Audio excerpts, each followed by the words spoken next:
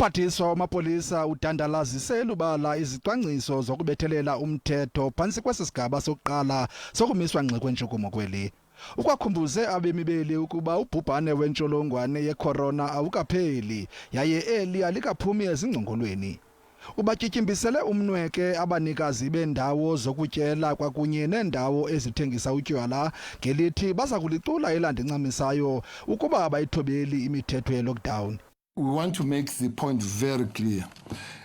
We knock to these areas, but if we are correct and our information is correct, we would not hesitate to get enforced access to those places. Umphathiswa ukayibethelele into yokuba amapolisa azimisele ukusiphula neengcambu umkhwa wokuxhashazwa kwabasetyhini kweli. Ukanti kuza kunikwa ingqwalasela emandla kwiindawo ezingama-30 kweli nalapho uvame khona lo mkhwa.